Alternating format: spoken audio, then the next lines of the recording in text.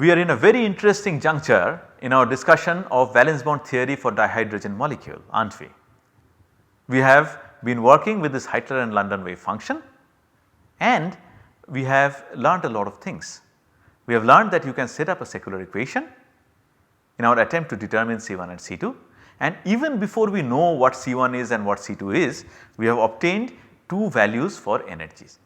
Of course, one is less, one is more. Which one is less, which one is more? See, as we said, J looks like this, K is another function that goes through a minimum, but a much deeper minimum.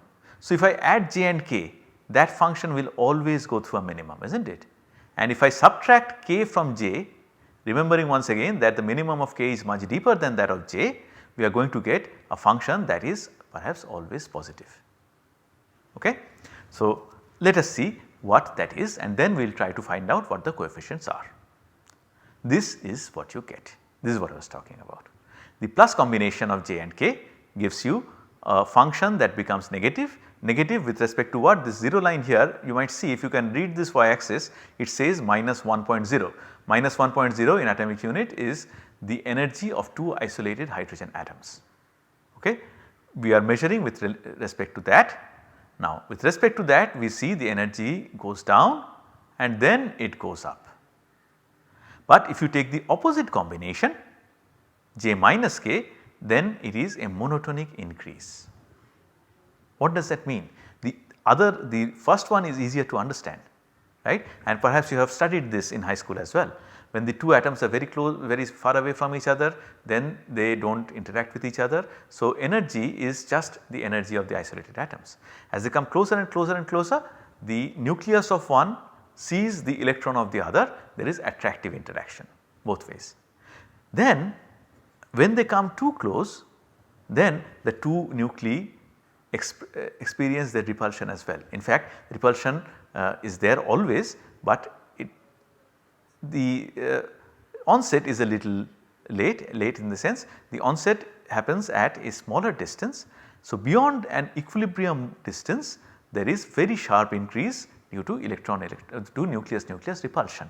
So, this minimum here corresponds to the equilibrium bond length. The x value remember is capital R, internuclear separation. This internuclear separation where you get the minimum, that is your equilibrium bond length. Why is it that we have a uniform repulsion here? Well, that is because let us take a range check on that, is because we will come back to that. Let us see now if you can find out the expressions for C1 and C2, and then again we will come back to the energies and we will have something interesting to say about the electronic states. Alright, the coefficients, what is C1, what is C2? Remember, this entire business of setting up secular equation was in pursuit of finding C1 and C2. Two unknowns, two equations. We have found out the expression of E, fine. Now we can plug it back and we can determine what they are. First thing that I can say, well, it can be said a little more formally as well, but I think from common sense by inspection it is not very difficult to say that modulus of C1 and modulus of C2 must be equal to the same number. So, mod C1 equal to mod C2 equal to C. Why? Because if you take psi square, sign can be different as we will see. So, we will just write it as C. So, now we write capital psi as C multiplied by psi A1 psi B2 plus minus psi A2 psi B1. Why do we write plus minus? Because C1 square equal to C2 square. So, C1 can be equal to plus C2, can be equal to minus C2, alright. So, we are writing C as a positive number here. Now what do? We want to find this, let us normalize. We want this wave function to be normalized also, right. So, integral psi star d tau is equal to 1. Let us do this. This is what you will get, and I trust that you can work out this expansion yourself. So, I will not go into it step by step, but I will show you the answer. This is what you get. Once again we encounter double integrals, and double integrals can be written in terms of products of single integrals. The first one is familiar with us, integral psi A1 psi B2 psi A1 psi B2 d tau would be integral psi A1 d tau multiplied by integral psi B2 d tau. So, it would be 1 multiplied by 1 equal to 1. So, the first term here is 1. What about the last term? That is also equal to 1. Oops, sorry about that. That rectangle should actually have come here, for whatever reason it has moved out, very sorry, but I think you understand what I mean. The rectangle should be here. So, the last term is also equal to 1. What about the second and third terms, the terms with plus minus? Well, here you see integral psi a1 psi b2 multiplied by integral psi a2 psi b1. We have encountered this as well. This would be integral psi a1 psi b1 multiplied by integral psi b2 psi a2, once again s square. So, plus minus s square here, plus minus s square here, alright. So, working this out you get C equal to 1 by root over 2 plus minus 2s square. Can I take minus? You can take minus, does not matter, nothing will change. Which side we, which direction we define to be positive, it is completely in our hands. So, it is fine, alright. So, now we have found the coefficients. We have found the coefficients and this is what the wave function looks like. See, we have found the wave function, alright. Is this wave function correct? Is it good? We will see. But for now, once again let us go back to the energy.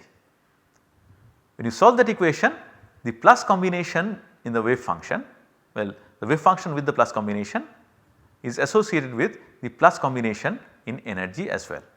That is something you see when you solve that that system of linear equations. So, I will write this is the wave function, the wave function with plus is the one that goes through a minimum, is the one in which the energy goes through a minimum, the associative state, and the wave function where you have a minus sign, that is what is associated with a repulsive state, okay, and that comes entirely from the spatial part. But now we want to talk about spins. Now electrons, as we know, are fermions, they have spin of half, and for now let us say one of the postulates of quantum mechanics is Pauli principle, which says that the total wave function of a fermion must be antisymmetric with respect to exchange. Meaning if I just interchange the labels 1 and 2, the sign of the wave function should change. What is total wave function? Spatial wave function multiplied by the spin wave function. So now see what are the different kinds of spin wave functions we can think of. First of all, both electron number 1 and electron number 2 can have upspins. For upspin the wave function we use is alpha. So, alpha 1 alpha 2, that is a possibility. Another possibility is that both the electrons can have downspins, beta 1 beta 2, fine, absolutely okay. The problem arises when we try to write alpha 1 beta 2, when the spins are in opposite directions. We cannot write alpha 1 beta 2 just like that, because how do we know that it is electron number 1 and not electron number 2 that has alpha spin? How do we know that it is electron number 2 and not electron number 1 that has beta spin? How do we know that alpha 1 beta 2 is the situation, complete situation, and not beta 1 alpha 2? We do not, because see electrons do not have 1 and 2 written on them, they are labels that we are using to formulate the math, fine. So, neither alpha 1 beta 2 nor beta 1 alpha 2 by themselves is by itself is a complete wave function for this opposed spin situation. You have to take a linear combination. Why? Because 1 and 2 are indistinguishable. So, you take a linear combination, again two possibilities, you can take plus, one you can take minus. If you normalize it, you will get 1 by root 2. This is exactly the same treatment that one does when one talks about even many electron atoms, even helium. Alright. Now see, now we have an interesting situation. Remember, total wave function must be antisymmetric. What is this wave function? This wave function, if I interchange 1 and 2, will it change sign? It will not. The spatial part is symmetric with respect to inversion, whereas the other one, the dissociative one, this is antisymmetric. Alright. Now see, symmetric multiplied by symmetric is symmetric, symmetric multiplied by antisymmetric is antisymmetric. We want a product of the spatial part with the spin part which has to be antisymmetric. How do we go about this? What about alpha 1, alpha 2? Is it symmetric or antisymmetric? It is symmetric. Same is true for beta 1, beta 2. If you take the plus combination in the last one, then also it is symmetric. However, if you take a minus combination, then it is antisymmetric. The sign of the spin part of the wave function is going to change if you interchange the labels 1 and 2. So, in order to get an antisymmetric total wave function, what do I have to do? I have to multiply the symmetric spatial part with an antisymmetric spin part. What is the only antisymmetric spin wave function? This. So, for the lower energy state, the only total wave function that is possible is what you see here, symmetric spatial part multiplied by antisymmetric spin part. What about the higher energy one? For the higher energy wave function,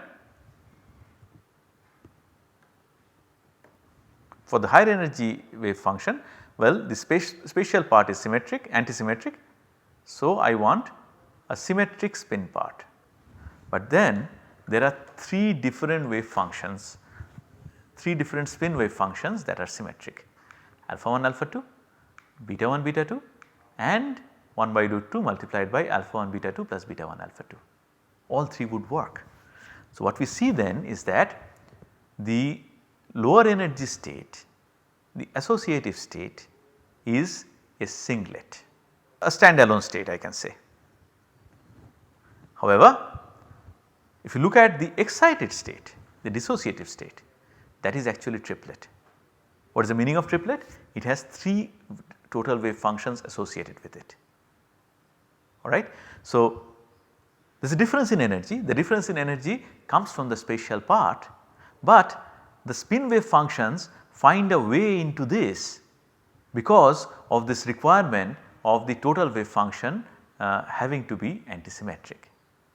That is why in this case we see the ground state is singlet and the first excited state is triplet, and here we see that valence bond theory does give us access to at least one excited triplet state of dihydrogen molecule.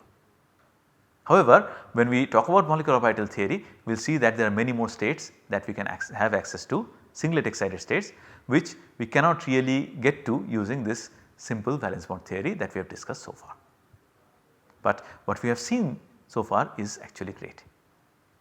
What have we learned in this entire exercise? We have been exposed to this, well, first of all we have learned Born-Oppenheimer approximation. Secondly, we have been introduced to the integrals j and k, very important as we will see later. And we have also been introduced to overlap integral.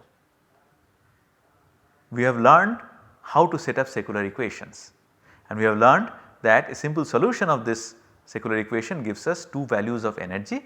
So, that has taken us to this ground and excited states. And now using Pauli principle, we have been able to talk about the spin wave functions associated with these states as well. So, see, using valence bond theory we have learned so much about dihydrogen molecule. Now, the question is, whatever we have learned, is it fact or is it fiction? To know that, we have to compare the results with experimental results. This here is the experimental result. It is known that this energy, we are talking about the ground state here, energy of dihydrogen molecule is known to be, well, minus 458 kilojoule per mole. We are not writing the minus here. And the equilibrium bond length is known to be from experiment 74.1 picometer. Now, let us go step by step. What kind of energy, what kind of R do I get if I use isolated wave function, uncorrected psi A psi B? Then we get a very small stabilization. So, here we are saying that electron number 1 is in atom A, electron number 2 is in atom B. We do get a minimum even then, even though they are far away, it is not as if there is no interaction. So, 24 minus 24 kilojoule per mole and internuclear disk separation turns out to be 90. So, if anything we can say internuclear separation estimate is better than the energy estimate, but well, that do not read too much into it. Next, in Heitler-London you see there is a remarkable improvement. From here the minimum goes down here. So, you see now we have a stabilization energy of 303 kilojoule per mole. Now compare 24 with 458 and compare 303 with 458, huge improvement, but not good enough. There is still so much of gap to make up, right, and a little bit of improvement in the internuclear separation is also obtained. So, we are using Heitler-London wave function here. Since there is a difference in energies, we need to now bring in more factors, and this is the strength of valence bond theory. You can always have the benefit of hindsight and you can retrofit things. You can always keep on adding terms to the wave function. So, when shielding is incorporated, we have all these electrons. Well, we have not all these electrons, we have 2 electrons. Now think of A, nucleus A, and then we have electron number 1 and then we have electron number 2. Electron number 2 does not really experience the entire effectively does not experience the entire attraction from nucleus A because of the electron that is there. Actually what happens is that you have a electron repulsion that is built into this as shielding. When shielding is incorporated, you see there is an improvement, further improvement in energy from 303 to 365, and there is a drastic improvement in internuclear separation. Okay. So, we are very close 74.3, 74.1. Next, there is one more thing that one can add, and that is the contribution from ionic terms. We always think of dihydrogen as covalently bonded H2 molecule, but there can be some contribution from H plus H minus also, something like this, and actually that contribution is non-trivial. When we incorporate this, we see there is a further stabilization by something like 23 kilojoule per mole. So, it gets a little better. How do we incorporate this ionic contribution? By adding a term like this. See, this is the improvement here in energy, and the term that you add is psi A1, psi A2. Now electron numbers 2 and 1 both are in the 1s orbital of atom A, plus psi B2, psi B1. Electron 1 and 2 both are in 1s orbital of atom B. And this is the nice thing, since you are retrofitting, you have this control, you can multiply it by lambda, where lambda is a small number coefficient, and this lambda can be you can play around with lambda so that you keep this contribution sufficiently low, and that is how you work out the energy. Now several questions, several things we learned here. First of all, you keep on increasing different parameters, you get better values of energy, better value of internuclear separation. Question to ask is that if we keep on adding more terms, will we do better than the best? Will we get energy value that is less than the experimental values, because then we do not know where to stop. Fortunately, there is something called variation theorem which says you cannot do better than the best. No matter how many terms you add, your energy will never go below the experimental value. There is something called upper limit theorem. Once again, this has been discussed extensively in our NPTEL course on quantum chemistry of atoms and molecules. Whoever is interested is requested to refer to those lectures or study any standard quantum chemistry book, but for this course we are not going to get into that. Alright. So, that this is sort of a preview, a sneak preview that we have provided into what you can do more with quantum chemistry. But for this course, we have come to the end of our discussion of valence bond theoretical treatment of dihydrogen molecule. We have learnt a lot of things, some of which we listed earlier.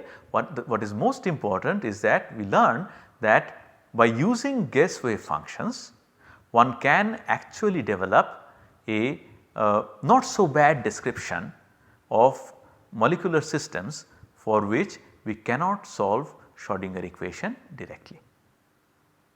This is the simplistic valence bond theory for us. There are more things in valence bond theory. This is only diatomic molecule. What about triatomic molecules? What about hybridization? We can bring in hybridization there, and then eventually we can go into molecular orbital theory, but let that be the story for another day. For now, we are done with this discussion of VBT treatment of dihydrogen molecule.